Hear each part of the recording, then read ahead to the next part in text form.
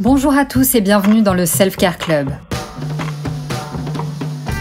Moi, c'est Alice, experte de ces petites choses qui enjolivent notre quotidien. Ici, vous trouverez des astuces et des conseils lifestyle que j'ai pu expérimenter et que j'ai envie de partager avec vous. Alors, vous me suivez ou je vous emmène ? Aujourd'hui, je vais vous parler d'un sujet qui concerne de très nombreuses femmes, le syndrome prémenstruel. Souvent appelé SPM, et ce SPM est une réalité bien connue pour nombre d'entre nous. Chaque mois, avant l'arrivée des règles, nous sommes beaucoup à faire l'expérience de tout un tas de symptômes physiques et émotionnels pas très agréables qui peuvent rendre cette période particulièrement difficile à gérer. Mais qu'est-ce que c'est exactement le SPM ? Il est directement lié aux fluctuations hormonales qui se produisent naturellement dans le corps d'une femme tout au long de son cycle menstruel.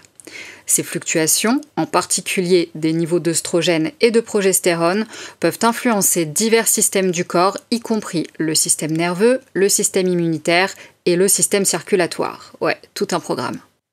Les symptômes du SPM sont donc assez variés et surviennent pendant la phase lutéale de votre cycle. D'ailleurs, je trouve assez ironique qu'elle porte ce nom, cette phase, parce que perso, j'ai bien l'impression de lutter pour ma vie à ce moment-là.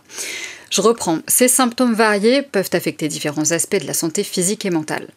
Parmi les plus courants, on retrouve la fatigue, les changements d'appétit, l'irritabilité, l'anxiété, les troubles de l'humeur, les difficultés de concentration, les douleurs abdominales, les crampes, le gonflement des seins, les maux de tête et j'en passe. Ça fait beaucoup. Évidemment, ces symptômes peuvent avoir un impact significatif sur la vie quotidienne, tant sur le plan physique que sur le plan émotionnel, affectant les activités quotidiennes, les relations personnelles et professionnelles. Heureusement, il existe des solutions naturelles, dont certaines que j'ai pu tester et approuver pour atténuer, voire faire disparaître les symptômes du SPM. Comme par exemple l'adaptation de l'alimentation, la pratique d'exercices physiques adaptés, les techniques de relaxation, l'utilisation de plantes médicinales et de compléments alimentaires, surtout dans mon cas. Personnellement, depuis que j'ai arrêté de prendre la pilule, il y a plus de 3 ans actuellement, je ressens le syndrome prémenstruel bien plus fort qu'avant. Et honnêtement, ce moment du mois était vraiment très désagréable et difficile à vivre pour moi, surtout émotionnellement. Je vous la fais courte, au programme j'avais souvent droit à des fringales de sucré, jusqu'ici tout va bien, une irritabilité et une émotivité au top, une confiance en moi en mousse, je n'arrive plus à m'habiller, vous savez cette crise de j'ai rien à me mettre alors que votre armoire est pleine, parfois une petite déprime, mais aussi des coups de colère soudains et pas très contrôlables, comme ça pour le fun, bref, un cocktail à finir à l'asile, on est bien d'accord. Mais ce n'est pas une fatalité, comme beaucoup de choses finalement, et grâce à l'aide précieuse de mon mec, j'ai trouvé du soulagement. Il m'a aidé à mettre en place un traitement holistique à base de compléments alimentaires parce que lui connaît pas trop mal le sujet. Ces compléments, donc pas des médicaments, je le rappelle, je n'ai pas de compétences médicales, m'ont permis de gérer au mieux ce moment de mon cycle et d'en réduire les symptômes. Précisément, le but est de réduire le ressenti du SPM, mais aussi d'apaiser les douleurs et les crampes abdominales lors des règles, en gros, améliorer le confort en période de règles, et maintenir une bonne humeur, ou une humeur normale déjà on sera heureuse, et réduire la fatigue aussi. Pour commencer, on évite le café, l'alcool, les excès de sucre et de glucides sur cette période.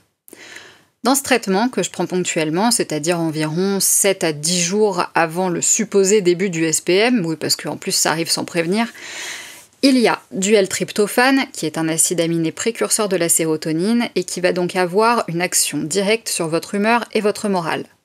Du magnésium pour contrer la fatigue et du calcium qui contribue à la régulation des contractions musculaires de l'utérus pendant les règles.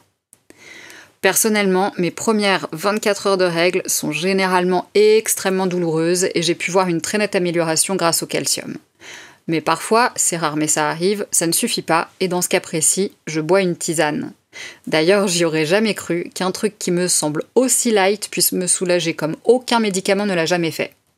Je l'ai découverte un peu par hasard dans une box pour tout dire et elle est ultra efficace et vraiment bonne.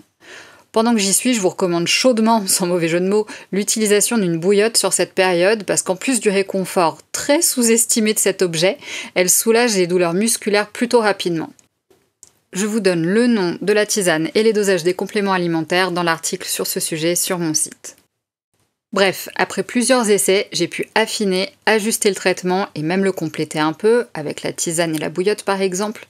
Et à présent, je vis beaucoup mieux les différentes phases de mon cycle et ne ressens plus que dans une moindre mesure les désagréments liés au SPM. Ce qui semble bien être une petite victoire et jamais au détriment de ma santé. Bye les antidouleurs! En conclusion, en intégrant des solutions naturelles et holistiques dans votre routine, vous pourrez gérer mieux les symptômes du SPM et améliorer votre qualité de vie pendant cette période du mois, ce qui n'est pas du luxe.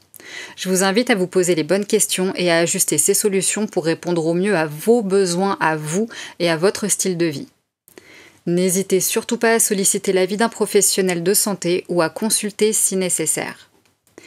Vous pouvez retrouver tous les détails et mes recommandations dans l'article lié à cet épisode sur mon site.